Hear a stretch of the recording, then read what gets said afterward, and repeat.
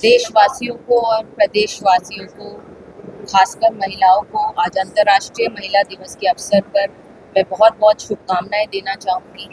महिला एक ऐसी शक्ति है जो घर में भी रहती है और बाहर भी काम करती है, देश भी संभालती है और घर भी संभालती है। उसी के उपलक्ष्य में आज पिछले 2 दिन से अहमदाबाद में हमारे जन नेता जननायक राहुल गांधी जी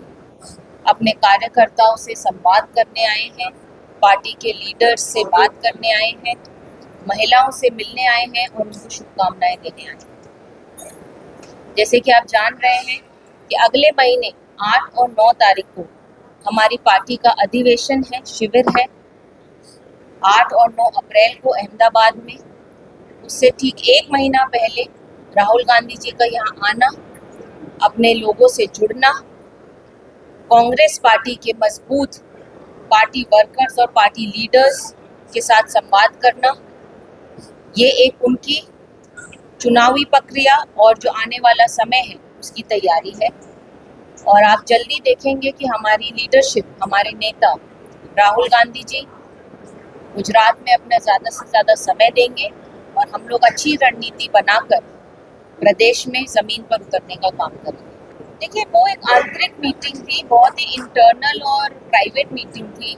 उसको मैं यहाँ जनता के बीच में अभी रखना ठीक नहीं समझती हूँ। It will be a very immature step.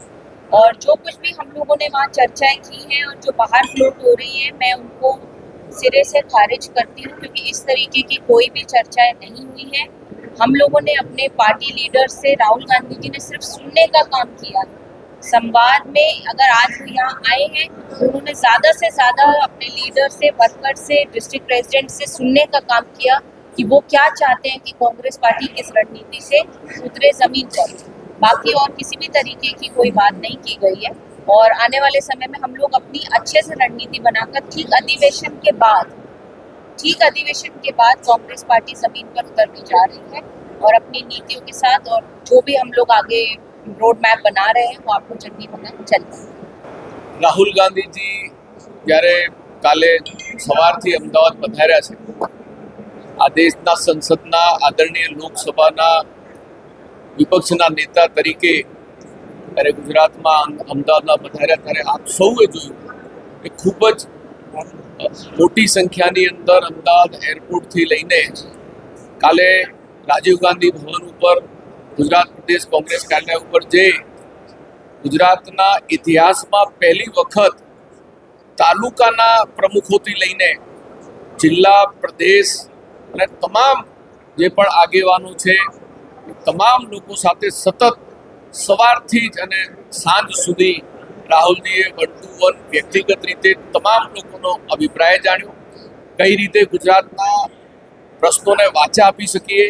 લોકોના હક અને અધિકારો માટે કોંગ્રેસ સંઘર્ષ કરી શકે અને કોંગ્રેસનું સંગઠન છે એ વધારે કઈ રીતે આપણે મજબૂત કરી શકીએ, એ જ વાત એમને માર્ગદર્શન અમને બધાને આપ્યું અને તમામ તાલુકા અને જિલ્લાના લોકો પાસેથી ખૂબ સારી રીતે અને સકારાત્મક રીતે બધાનો અભિપ્રાય આવ્યો। કોંગ્રેસ ટીમ કોંગ્રેસ બનીને ગુજરાતમાં બધા સાથે મળીને આવનાર દિવસોમાં લોકોના અનેક મુદ્દાઓ છે, ખેડૂતોના પ્રશ્નો છે, મોંઘવારીના પ્રશ્નો છે, બેરોજગારીના પ્રશ્નો છે, શિક્ષણના પ્રશ્નો છે, આરોગ્યના પ્રશ્નો છે, મૂળભૂત જે લોકોના હક અને અધિકારો છે, ભારતીય જનતા પાર્ટીની જે નિષ્ફળતા છે એ અમે લોકો સુધી લઈ જઈએ અને ઘેર ઘેર લોકો સુધી લઈ જઈને એમના જે ભ્રષ્ટાચાર અને ગેરવહીવટ, બેકારી, બેરોજગારીના મુદ્દાઓને, જે પ્રજાકીય મુદ્દાઓ છે એ મુદ્દાને ઉજાગર કરીએ અને કોંગ્રેસને મજબૂત કરીએ, એ દિશાની અંદર કાલે ચર્ચા વિચારણા થઈ અને આવનાર દિવસોમાં કોંગ્રેસ વધારે તાકાત અને મજબૂતાઈથી રાહુલજીના માર્ગદર્શનમાં પ્રિયંકાજી પણ આવશે, કોંગ્રેસ કામ કરશે। ગઈકાલે રાહુલજીએ ગ્રામ સ્તરના કાર્યકર્તાઓથી લઈને પ્રદેશના કાર્યકર્તાઓ સાથે જે સંવાદનો કાર્યક્રમ થયો, સૌથી પહેલાં તો કાર્યકર્તાઓને અને નેતાઓ વચ્ચેનો જે એક સંવાદ થાય ત્યારે કાર્યકર્તાઓની બેટરી ચાર્જ થઈ જાય। ગઈકાલે અમારા કાર્યકર્તાઓમાં ખૂબ એના કારણે ઉત્સાહ થયો। મુખ્ય જે ચર્ચા જે છે કે સંગઠનમાં શું ખામીઓ છે, એમાં કેમ સુધારી શકાય। બીજી બાજુ ભારતીય જનતા પાર્ટીના જે ગુજરાતના 30 વર્ષના શાસનની અંદર અનેક ભ્રષ્ટાચાર, અત્યાચાર થયા, એન્ટી ઇન્કમ્બન્સી છે, તેમ છતાંય કેમ આપણે આપણા પર્સન્ટેજ ઓફ વોટ અથવા તો આપણી લોકોની વચ્ચે જે વ્યાપક બનવું જોઈએ ન થતું, ક્યાંક અમે એ પણ ચર્ચા થઈ કે આંદોલનના જનાંદોલનના લોકોની વચ્ચેના જવાના કાર્યક્રમો જે છે એ વધારે કરવા પડશે. સાથે સાથે એ પણ ચર્ચા થઈ કે જે ભારતીય જનતા પાર્ટી જે રીતે તંત્રનો દુરુપયોગ કરીને ગુજરાતની અંદર ચૂંટણીઓ જે જીતે છે એની સામે શું થાય, તો એમ કહ્યું કે અંતે તો રાજશક્તિની સામે જનશક્તિ જ કામ લાગે, એટલે જનશક્તિ જે છે એ વધારે મજબૂત થાય એના માટે વિચારધારાના પ્રશિક્ષણ કેમ્પ વધે. સાથે સાથે જે પણ આ લોકોએ જે અલગ અલગ કાર્યકર્તાઓએ પોતાનો મત મૂક્યો,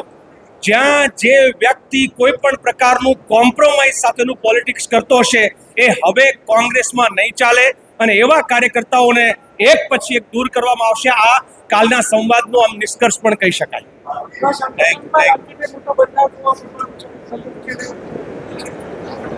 સંગઠનમાં જો આમાં એવું છે મિત્રો, કારણ કે કોઈ પણ રાજનૈતિક પાર્ટી જે છે એમાં સંગઠનની અંદર વધુ સારા કાર્યકર્તા વધુ સારા કામ કરી શકે તેવા સમય આપી શકે એવા લોકોને સંગઠનમાં લાવવા માટેનો પ્રયાસ હંમેશા સતત પાર્ટીઓમાં થતો રહેતો હોય. એટલે નાના મોટા પરિવર્તનો, ક્રાંતિકારી પરિવર્તનો એ સમય સંજોગ ગુજરાતને હું એટલું કહી શકું કે ગુજરાતને ભારતીય જનતા પાર્ટીએ મોદાણી મોડલ બનાવ્યું છે અને કોંગ્રેસ પાર્ટી ગાંધી અને સરદારનું મોડલ એ ગુજરાતનું મોડલ બને, જનતાનું મોડલ બને. એના માટે જે પણ જરૂરી પરિવર્તનો છે એ કરવાની કોંગ્રેસની તૈયારી છે.